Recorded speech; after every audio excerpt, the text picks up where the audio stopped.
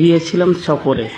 বাড়িতে ফিরেই দেখি একটা কুকুরের মুখে বয়াম আটকা পড়ে আছে এবং বাড়ির অন্যান্য সদস্যরা বলল যে আজ 2 থেকে 3 দিন যাবৎ এভাবেই ঘুরতেছে কুকুরটা।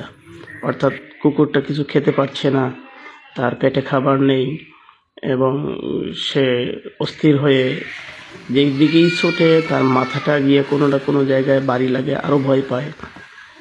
তো এই কুকুরটা কোন জায়গার আমার জানা নেই, কিন্তু মনে হলো যে তার মাথা থেকে বয়ামটা বের করতে হবে। গায়ে পাঞ্জাবি, মাথায় পাগড়ি। এখন এই অবস্থায় যদি কুকুরটাকে স্পর্শ করি তাহলে শরীরটা নাপাক হয়ে যাবে। পরে ভাবলাম যাই হোক না কেন, পরে গোসল করে নিলেই হবে, অজু করে নিলেই হবে।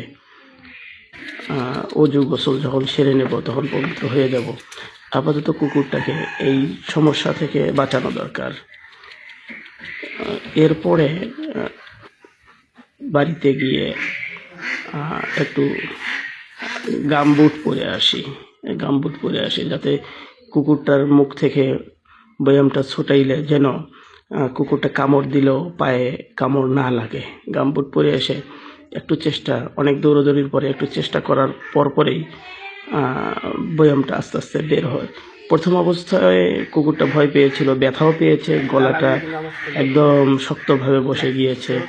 বয়ামটা পরে আস্তে আস্তে আগে কান দুটো বের করার পরে বয়ামটা আস্তে করে বের হয়ে আসলো। আলহামদুলিল্লাহ। যখন বয়ামটা বের হয়ে আসলো, এরপরে কুকুরটাকে যখন খাইতে দিলাম, ক্ষুধার্ত কুকুরটা খুবই আগ্রহের সাথে খাইলো। আজকে শুনলাম যে 3 দিন যাবত এর মুখে ওটা আটকা পড়ে আছে।